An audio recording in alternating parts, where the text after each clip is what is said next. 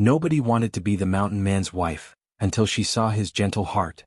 The wind screamed across the frozen Montana plains, carrying with it the bite of a winter that showed no mercy. The streets of Stillwater were half buried in snow, the saloon windows fogged, and every soul with sense had taken cover indoors. All except one. Margaret Harper stood outside the sheriff's office, her wool cloak pulled tight, boots sinking into the drift. Her cheeks were flushed with cold and shame, though she held her chin high, determined not to cry in front of the men who watched from behind the saloon doors. Inside, her father, Samuel Harper, sat at the sheriff's desk, wringing his hat in both hands. He was a man who'd once been strong, but whiskey and debt had worn him hollow. The sheriff looked uneasy, flipping through a document as if it might burn his hands. "You understand what this means, Sam?" the sheriff said, his voice low. "You're giving up your rights to your daughter in payment for debt. Once you sign, it's done legal." Samuel's eyes darted toward the door. "I ain't got another choice, Sheriff. The man said he'd forgive what I owe. If I don't do this, they'll take the land, the mules, everything." The sheriff sighed. "And Margaret? She'll have a roof over her head, won't she?" he muttered. The door opened then, and a gust of wind swept in with Elijah Stone. The room fell silent. The man filled the doorway like a shadow, tall, broad, wrapped in a long coat dusted with snow. His beard was thick and black as pine bark, his face half hidden beneath a hat rimmed with frost. He didn't look like he belonged in a town. His presence carried the scent of smoke and wilderness. "Elijah," the sheriff greeted cautiously. "You sure about this arrangement?" The mountain man said nothing for a long moment. Then his voice rumbled, deep and steady. "Man owes me 6 months' wages. I'll take the girl. She'll have food. A home. No harm will come to her." Margaret's heart twisted. The girl. He didn't even use her name. She stepped forward, anger pushing through her fear. "You can't just take me like a trade, like I'm." Elijah's gaze met hers. For a second she saw something there, sadness maybe, or a weight he carried. But his tone remained calm. "I'm not taking you for sport, miss. I don't drink. I don't gamble. You'll be under my roof, not my boot." Samuel rose to his feet, voice shaking. "You'll treat her fair?" Elijah nodded once. "Fair as a man can in a world like this." The sheriff pushed the paper forward. Samuel signed, the quill scratching like thunder in Margaret's ears. Then Elijah pressed his mark beside it, a bold, dark line. It was done. Margaret stood frozen, her throat dry. The sheriff avoided her eyes. Her father muttered something about doing what had to be done, then fled out into the storm. Outside, the world had turned to gray and white. The mountain man adjusted the pack on his horse and held out a gloved hand. "Best mount up. It's a long ride north." Margaret didn't move. "I don't even know you." "You will," he said simply. The horse snorted, stamping in the snow. Elijah lifted her up effortlessly, setting her in the saddle before climbing behind her. The warmth of him was startling even through her thick coat. He didn't speak again, only guided the horse through the swirling wind. As Stillwater faded behind them, the last light of town vanished into the storm. Ahead stretched the endless white wilderness, raw, unforgiving, and silent except for the crunch of hooves and the occasional call of a distant raven. Margaret shivered and finally asked, "Why would you do this? Take a wife you don't even know?" Elijah's answer came low and rough. "Ain't about wantin'. It's about debt, same as everything else in this world. But I won't hurt you, Margaret Harper. You have my word." His voice carried a gravity that somehow eased her fear, though her eyes filled with tears she refused to let fall. As the wind howled across the frozen ridges and the dark forest loomed ahead, Margaret couldn't help but wonder what kind of man lived so far from the world, and what kind of life awaited her in the heart of the Montana mountains. The journey to Elijah Stone's homestead was like crossing into another world. For 2 endless days, Margaret rode behind the mountain man through thick forests and over frozen streams, the hooves of his horse breaking through crusts of snow that sparkled like crushed glass. The cold gnawed through her gloves and skirt, and her limbs ached from hours in the saddle. Elijah rarely spoke, though he glanced back now and then, checking if she was still upright. At night, they camped beneath a cluster of pines. Elijah built the fire without a word, his movements sure and efficient. He handed her a tin cup of stew and a blanket before sitting apart, his massive frame half silhouetted in the flickering glow. Margaret watched him cautiously, expecting harshness, maybe even cruelty. But he ate in silence, respectful, never once letting his eyes linger on her. When the fire burned low, he said simply, "You take the blanket. I'll keep the fire." She wanted to ask why he'd live out here, alone in a place where even wolves thought twice before wandering. But the words caught in her throat. She turned away, listening to the wind moan through the trees, and drifted into uneasy sleep. By morning they rode again, climbing higher into the Bitterroot Mountains. Pines thickened around them, their branches bowed with snow. Occasionally Elijah would stop, scanning the ridges, his hand near the rifle slung across his back. He was a man built for this wilderness, silent and watchful, as much a part of the land as the cold itself. Margaret shivered beneath her cloak. "Do you always live this far from everyone?" she asked, voice trembling more from nerves than chill. "People got their noise," he said. "I got my peace." It wasn't an answer she understood, but there was no anger in it, just truth. As dusk fell on the second day they crested a ridge, and there it was, Elijah's home. A sturdy log cabin sat in a small clearing, smoke curling gently from the chimney. The roof was thick with snow, the porch lined with neatly stacked firewood. To one side stood a corral with 2 horses and a shed. The place was humble but solid, safe even. Margaret blinked in surprise. It wasn't the dark hovel she'd imagined. When they reached the door, Elijah swung down and helped her dismount. She nearly stumbled from stiffness, and to her shock, he caught her, not roughly but gently, steadying her with one strong arm. "Careful," he murmured. "Ice'll fool you." Inside, the warmth hit her like sunlight after days of storm. The fire in the stone hearth glowed bright, filling the room with light and the scent of pine resin. She scanned the interior, rough-hewn walls, a table with 2 chairs, shelves stacked with jars of dried herbs and venison, a few books, and a handmade quilt folded neatly on a bed in the corner. It wasn't a hunter's den, it was a home. "You can take the room," Elijah said, setting down their packs. "I'll sleep by the fire." She turned, startled. You don't expect?" He shook his head, gaze steady. "No, ma'am. Ain't what this is. I gave my word." He busied himself with removing his coat, hanging it by the hearth. His movements were quiet, deliberate. When he rolled up his sleeves to split kindling, she noticed scars along his forearms, old ones, silver and pale. He'd lived a life of work, maybe war, but nothing in his demeanor spoke of violence now. Margaret removed her gloves slowly. "You built this place yourself?" He nodded once. "Piece by piece. Took 2 winters and half my back." There was no boast in his tone, only simple fact. She looked around again, realizing every board, every stitch of that quilt, every jar on those shelves had been placed by his own hands. For a man called the Bear of Bitterroot, there was surprising care in the details. The way the tools were sharpened, the books aligned, the fire carefully fed instead of left to roar. That night, while Elijah sat near the hearth mending a leather strap, Margaret stood by the window watching the snow drift down. Outside was only darkness and the faint call of an owl. Inside, the only sound was the soft crackle of the fire and Elijah's steady breathing. "Why do they fear you?" she asked quietly. He didn't look up. "Because I ain't part of their world no more. Because I don't talk much. Because they need someone to whisper about." Margaret hesitated. "Are the stories true?" Elijah glanced at her, his eyes catching the firelight, gray, calm, unreadable. "Most stories ain't." She nodded, unsure what to say. But as she turned toward her room, she heard him murmur under his breath, almost to himself, "Don't matter what they think. Only what a man does." Margaret lay awake long into the night, the warmth of the cabin around her and the storm whispering outside.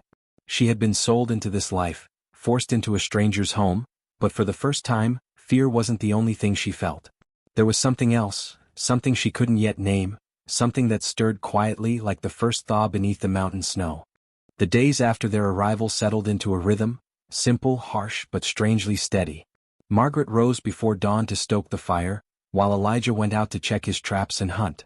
She swept the floors, mended clothes, and tried to ignore the heavy silence of the wilderness pressing in from all sides. Each morning, he'd return with game slung over his shoulder or a few logs of wood for the pile.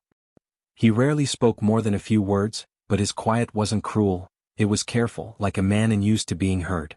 When he did speak, it was with purpose. "Keep the kettle on the left side of the hearth. Draws better heat. Don't step near the back corral, ice there's thin." And once, unexpectedly gentle. "Don't wander too far, Miss Margaret. Snow hides things that don't like to be found." The way he said it made her chest tighten. Not a warning. A concern. By the 3rd week, the storms grew worse. Snow fell heavy day after day until the cabin was half buried, its windows ghosted with frost. The wind howled through the cracks and trees creaked under the weight. Elijah worked tirelessly, patching the roof, shoring up the walls with timber and breaking paths through the drifts. Margaret helped where she could, but he did the hardest tasks alone, shoulders slick with ice, breath misting in the air. One evening, she brought him a cup of hot broth as he leaned against the porch rail, staring out into the blinding white. "You should rest," she urged softly. "You've been out there since dawn." He took the cup, his large hands dwarfing it, and gave a faint nod. "Can't rest when the mountain's testin' you." She frowned. "Do you always fight it?" He looked at her then, snowflakes caught in his beard. "Ain't fightin' it. Just learnin' to stay alive." There was something steady in his tone that warmed her more than the fire could. The storm that followed was worse than any before. It began with a low hum through the pines, rising into a roar that shook the cabin walls. Snow came sideways, thick and unrelenting, burying the door in minutes. The fire popped and spat, and Margaret clutched the blanket around her shoulders, praying under her breath. "Elijah?" she called when she realized he wasn't inside. No answer. She checked the stable, his workshop. Nothing. His tracks were already vanishing in the wind. Panic surged in her chest. The man who had carried her through the wilderness, who'd kept her safe, was out there somewhere in that storm. Without thinking, she threw on his fur-lined coat, far too big, and wrapped a scarf around her face. The cold stabbed like knives when she stepped outside. The snow was up to her knees and visibility stretched no more than a few yards. "Elijah," she shouted into the white abyss. The wind swallowed her voice whole. She stumbled forward, following the faint line of trees he usually took toward the trap lines. Each breath burned her lungs. Branches whipped her face. The cold crept through her boots and gloves until her fingers went numb. Then she saw it, a dark shape slumped near a fallen log. "Elijah." She dropped to her knees beside him. His leg was caught in one of his own traps, the steel jaws clamped tight around his calf. Blood darkened the snow beneath him. His face was pale, lips blue, eyes barely open. "Margaret," his voice was a rasp of wind. "Told you, stay inside." She ignored him, prying the frozen steel with trembling hands. "Hold still," she gasped. The trap finally snapped open with a sharp clang, and she dragged his heavy body free. He tried to protest, but his strength was gone. "Come on," she whispered fiercely. "You've done enough saving for both of us." With sheer will, she hauled him through the storm, leaning his weight across her shoulders. The path home felt endless. Twice she stumbled, twice she thought she'd collapse, but she didn't stop. Not until the cabin door slammed behind them and the warmth of the fire hit their faces. She worked frantically, cutting his boot away, binding his bleeding leg with strips of clean cloth. His body shivered violently. She stoked the fire higher, boiled water, forced warm broth past his lips. "Don't you dare die, Elijah Stone," she whispered through tears. "You're too stubborn for that." Hours passed. Finally, his breathing steadied. He stirred, eyes flickering open. Margaret was beside him, face streaked with soot and worry. Relief washed over her as he rasped, "You went out there for me." She gave a wet laugh. "You'd have done the same." He studied her for a long moment, then smiled faintly, the first time she'd seen that rugged face soften. "Didn't think anyone come looking. Her heart clenched at the quiet confession. "I had to," she said. "You're all I have left now." He reached for her hand, rough, warm, trembling. "Then you got me, Margaret. Long as these mountains'll keep me." Outside, the storm raged on, but inside the cabin the fire burned steady, and for the first time since she'd left Stillwater, Margaret didn't feel afraid. In the heart of the blizzard, she had found something she never expected from the feared mountain man, a reason to stay. When the storm finally broke, it left behind a world of glittering white silence. The sun returned, pale and low, scattering light across the frozen valley like shards of glass. But inside the cabin, the world moved slowly, quietly, centered around the narrow bed by the fire where Elijah Stone lay recovering. Margaret kept him alive through those long days and longer nights. She changed his bandages, brewed willow bark tea for the fever, and warmed broth on the stove. Her hands, once soft and timid, grew steady and sure. Elijah tried to rise after only a day, insisting he had wood to cut and traps to tend, but the pain in his leg drove him back down with a curse. "Mountain'll still be there when you can walk again," Margaret said, setting a hand on his chest to keep him from standing. He gave a wry grunt. "You sure do like telling me what to do now." "Someone has to," she shot back, trying to hide her smile. That was the first time laughter ever passed between them. For the next week, the blizzard's wreckage slowly melted, and the two of them found themselves trapped not by snow, but by closeness. At night, Margaret mended Elijah's shirts by the fire while he sat whittling bits of pine into little wooden figures. A bird, a fox, once even a tiny horse. He didn't say much, but his silence wasn't uncomfortable anymore. It was companionable. The kind that fills the air with peace instead of fear. One night, as the firelight flickered low, she finally asked, "You live alone up here, all this way from people. Don't you ever get lonely?" Elijah's knife paused mid-carve. He stared at the small piece of wood in his hand, his thumb running along its edge. "I did," he said at last. "For a long time. Got used to it, I guess." "What happened?" she asked softly. He hesitated. The flames danced in his eyes as he spoke, voice roughened not from cold but from memory. "My wife and boy. Fever took him near 6 winters back. No doctor could make it through the pass in time.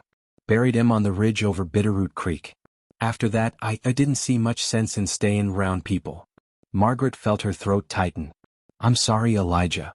He shook his head slowly. "Don't be. I made peace with it. Just never figured I'd have another soul sittin' in this cabin with me. Not like this." The air between them grew heavy with quiet understanding. After a moment, Elijah nodded toward the fire. "What about you? What drove your pa to hand you off to a man like me?" Margaret looked down, fingers twisting in her skirt. "Debt. Whiskey. He lost everything, land, pride, sense. I guess I was just what was left to trade." Elijah's jaw tensed, his hand curling around the wooden horse he'd carved. "You deserve better than that." Her voice wavered. "Maybe. But I don't know if I'd have survived without you." He looked up at her then, something warm and raw in his eyes. "You saved me too, Margaret. You just don't see it yet." That night she couldn't sleep. The fire burned low and Elijah dozed beside it, his legs stretched out beneath the quilt she'd stitched herself. She watched him in the dim light, the steady rise and fall of his chest, the softness that came over his face when sleep erased the hard lines life had carved there. This was the man everyone feared? The bear of Bitterroot? The stories whispered in Stillwater seemed absurd now.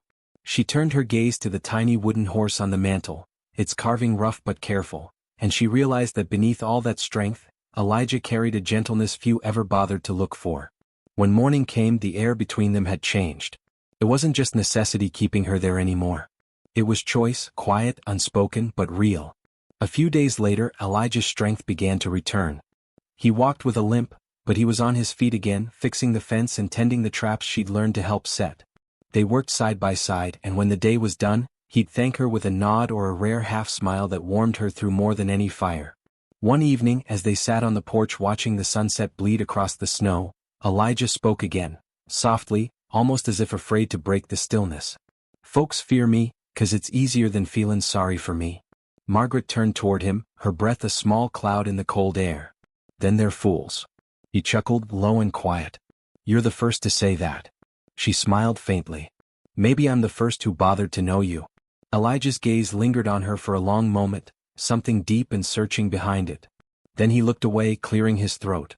"Storm season's nearly done. Once the pass is open you'll be free to go back. I'll give you supplies enough to reach town." Her heart sank, though she tried not to show it. "And if I don't want to?" He looked back at her then, eyes narrowing slightly in surprise. "You'd stay? Here?" "I don't know," she said, voice trembling just a little. "Maybe I've had enough of people who only see what they fear. Maybe this," she gestured toward the cabin, "the mountains hymn, feels more like peace than anything else ever has." Elijah didn't reply, but his hand brushed hers on the porch rail, rough and warm, just for an instant. It was enough. That night, under the pale shimmer of starlight spilling through the frosted window, Margaret realized something she hadn't dared to admit even to herself. She no longer saw Elijah Stone as the man she'd been forced to marry. She saw him as the man who'd saved her, and the man whose heart, gentle beneath its scars, had begun to quietly claim hers. Spring came to the Bitterroot Mountains with a hesitant hand. The snow began to melt, dripping from pine branches and carving rivulets through the frozen earth. Buds pushed through the thawing soil, and for the first time in months, Margaret could smell life again. Damp pine, rich earth, the sweetness of early wildflowers. The cabin, once sealed by storms, now filled with the sound of running water and birdsong. The silence of survival had given way to something gentler, something almost like peace. Elijah's limp had faded, though he still favored his right leg. He worked from dawn till dusk, repairing the roof, planting a small garden behind the cabin, teaching Margaret how to fish the cold mountain streams.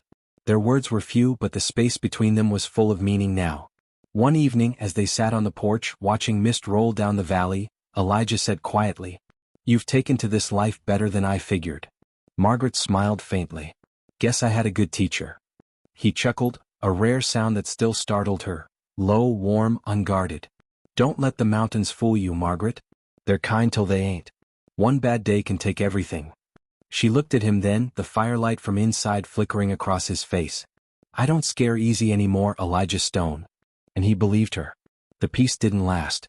A few weeks later, a trapper rode through the valley, a man named Jed Barlow who traded pelts and gossip alike. Elijah greeted him warily, offering coffee while Margaret tended the fire. Jed glanced between them with a crooked grin. "Heard talk down in Stillwater, Stone. Word is Sam Harper's tellin' folks you kidnapped his daughter. Says you held her up here all winter against her will." Margaret froze, the ladle slipping from her hand and clattering into the pot. "What?" Jed nodded, eyes sharp with curiosity. "Man's been drinkin' himself brave, stirrin' the sheriff and half the town to ride out after you. Says he's gonna bring his daughter home, rescue her, he called it." Elijah's jaw tightened, his gray eyes darkening. "He sold her. Signed the paper." Jed shrugged. "Paper don't matter to men who want a monster to blame. You best be ready." When the trapper left, Margaret sat beside the fire, staring into the flames, her heart pounding. "He's lying. He's trying to save his name." Elijah stood by the window, silent, watching the shadows stretch across the snow. "Doesn't matter what's true. They'll come with guns anyway. I've seen this before." She turned sharply. "So what then? We run? Hide like criminals?" He met her eyes, his voice calm but heavy. "No. I don't run from lies. I'll send you down the pass at first light. I'll stay and face it." Margaret rose to her feet, anger and fear clashing in her chest. "You think I'd leave you? After everything you've done for me?" His gaze softened. "If they see you here, they'll say I bewitched you. Or worse, you'll be safer in town." She took a step closer. "Safer? With them? The same people who watched my father sell me like cattle." Her voice trembled but didn't break. "I'm not going anywhere, Elijah." For a long moment, neither spoke. Then Elijah exhaled slowly, the ghost of a smile tugging at his beard. "You're as stubborn as these mountains. Maybe that's why I belong here," she whispered. The next morning they woke to the distant echo of hooves, the sound of men coming up the valley. Elijah loaded his rifle but didn't take aim. "I won't shoot unless they force me," he said. Margaret's hands shook, but her eyes burned with determination. "Then I'll do the talking." As the riders came into view, half a dozen men from Stillwater, led by her father, Elijah stepped out onto the porch beside her. Samuel Harper looked older, thinner, guilt hidden beneath bluster. "There she is," he shouted. "You let my daughter go, Stone." Margaret stepped forward before Elijah could speak. "Your daughter? You sold me, father. You signed me away to pay your debts. Don't you dare pretend you came here for me." The men murmured among themselves, uneasy. Samuel flushed, his hands trembling. "That's a lie." "It's the truth," she cried. "He never hurt me. Never laid a hand on me. He saved my life when the storm near killed us both." Elijah said nothing, his hand resting quietly on the porch post, letting her words speak for them both. "You call him a beast," Margaret went on, voice rising, "but this man, this mountain man, has more honor in him than anyone who stood by and let you trade me away." The words hung in the cold air. One of the riders lowered his rifle. Another shifted uneasily in his saddle. Finally, Samuel dropped his gaze. The fight drained from him like air from a punctured flask. "You choose him over your own blood?" he whispered. Margaret's voice softened.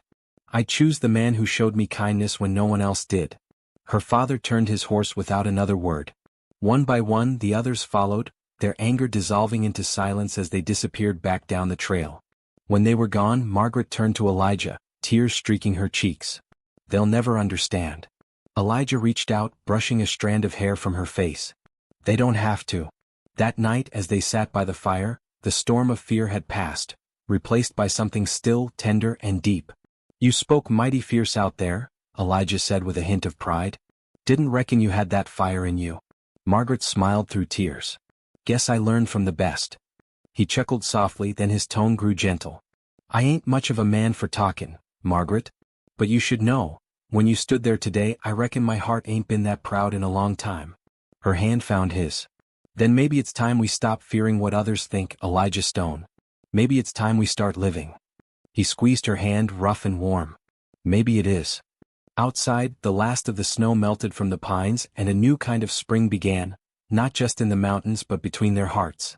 The days grew longer as spring claimed the mountains. Snow gave way to wildflowers and the streams sang louder with the melt. Margaret found herself smiling more often, not out of habit but because she couldn't help it. The cabin no longer felt like a cage or a shelter, it felt like a home. Elijah's quiet footsteps had become as familiar as her own heartbeat. He rose before dawn, his silhouette framed by the gold light breaking over the ridges. She'd hear the rhythmic sound of his axe in the distance, a steady heartbeat of life in the wilderness. Sometimes she'd step outside with a steaming mug of coffee watching him work. He'd glance up, meet her eyes and give a small nod, a wordless exchange that somehow said good morning, I see you, I'm glad you're here. One afternoon, Margaret found Elijah repairing the fence along the edge of the property. His shirt was rolled at the sleeves, forearms bronzed by sun and labor. She brought him water, the warm wind tugging strands of hair across her face. Fence won't hold forever, he muttered, driving another nail into the post. The winter's been hard on the wood. She passed him the cup. Seems like it held well enough, she said, her tone teasing. Elijah gave a rare half-smile. Guess that depends on what you're trying to keep in, or out. Margaret tilted her head, meeting his eyes. I'm not looking to get out. That made him pause. He took the cup slowly, his gaze steady but unsure. You don't have to say that. You're free now. The debt's paid. She stepped closer, the scent of pine and wild lilac wrapping around them. Elijah, I'm here because I want to be.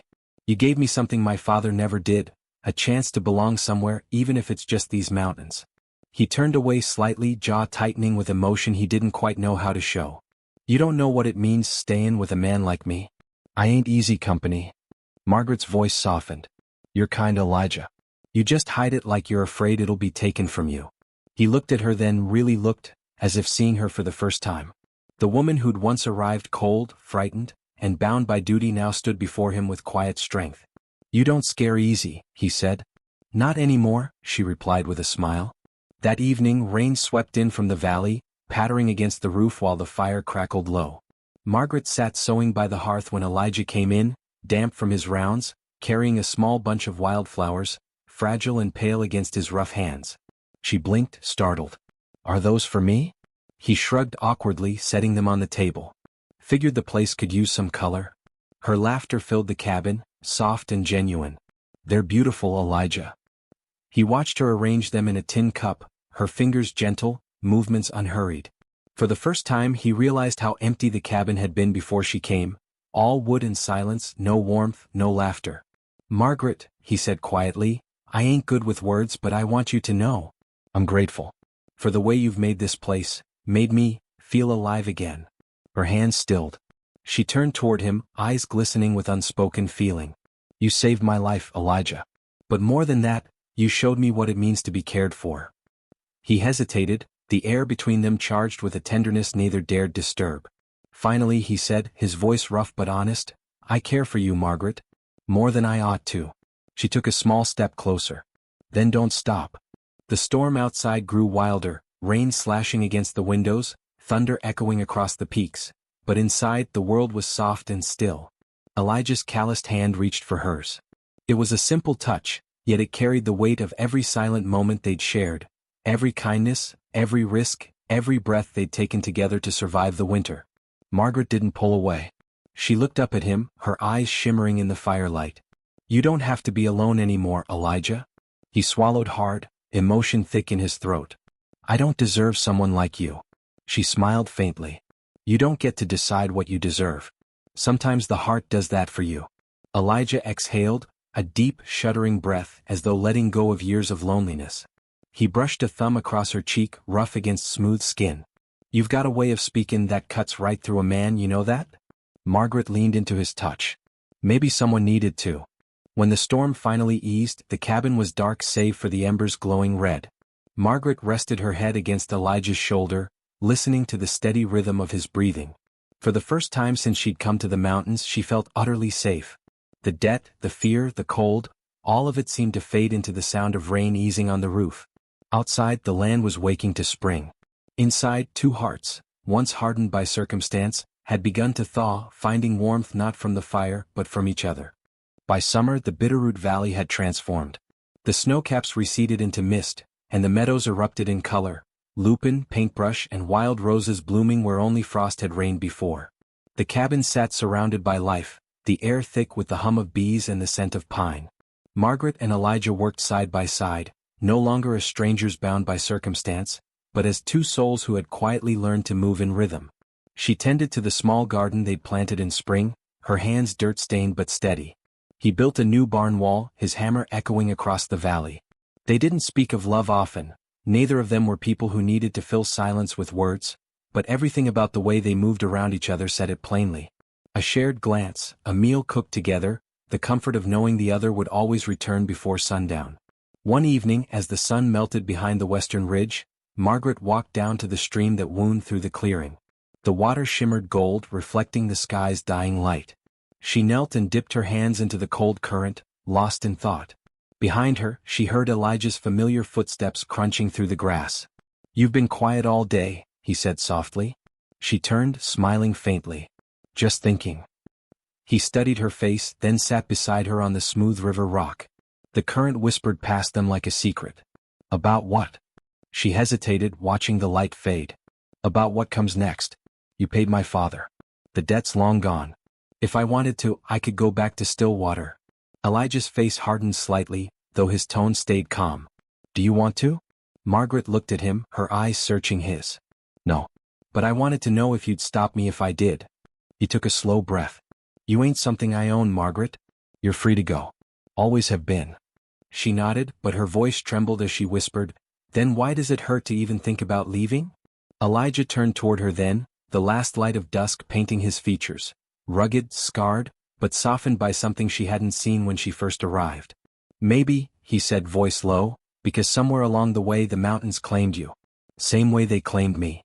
She smiled sadly. "And you? Did they ever let you go?" He shook his head. "No. But I reckon, if a man's gotta belong to something, better it be the land, and someone worth belonging to." A long silence stretched between them, full of meaning neither dared break. The night grew cooler. Crickets began their song. Finally, Elijah stood, brushing his hands on his jeans. He reached into his coat pocket and pulled out a small, carved wooden pendant. A tiny bird, smoothed by hand, its wings spread as if caught in flight. "I made this back in winter," he said, his voice rough. "Didn't know why I kept at it then. Guess I do now." He held it out to her. "Ain't gold or silver, but it's honest. And if you'd stay, I'd like to call you my wife. Not because I bought you, but because I love you." Margaret's breath caught. Tears welled in her eyes before she could stop them. "Elijah." He looked down, almost shy beneath his rugged exterior. "You don't have to answer now. I just—" But she cut him off, stepping closer and taking his hand. "You waited half a winter to speak your heart. You don't get to wait another second to hear mine." Her voice quivered with joy. "Yes, Elijah Stone. I'll stay. Not because I owe you. Because I choose you." For the first time, a true smile broke across Elijah's face, wide, unguarded, boyish in its relief. He let out a breath that sounded almost like laughter. "Well," he murmured, "guess that makes it official." He slipped the carved pendant around her neck, his fingers brushing the base of her throat. "Looks right on you," he said softly. She rose on her toes and kissed him, not with desperation or gratitude, but with the calm certainty of a woman who'd found where she belonged. The months that followed were filled with simple, quiet joy. They built a new fence together, rode into Stillwater hand in hand, and faced the townsfolk's whispers with heads held high. No one dared challenge them now, not when they saw the peace in Elijah's eyes, or the pride in Margaret's. By autumn their home had grown, a second room, a rocking chair by the window, and the soft hum of life that filled the air. Sometimes Elijah would watch her from the doorway as she hummed to herself while baking bread, sunlight spilling through the open shutters. He'd never say it aloud, but he knew she was the best thing that had ever happened to those mountains, and to him. Epilogue. Years later, when travelers passed through the Bitterroot Valley, they often spoke of a cabin up by the ridge, where smoke rose steady from the chimney even in the hardest winters. They said the man who lived there was once feared across the frontier, a wild mountain hermit who kept no company but the wolves. But now they'd say he lived with a woman, gentle, kind-eyed, and strong as the land itself. And on quiet nights, when the wind carried laughter through the pines, Those who knew the story would smile and say, "Turns out even the coldest mountain has a heart. You just have to find the one woman brave enough to warm it."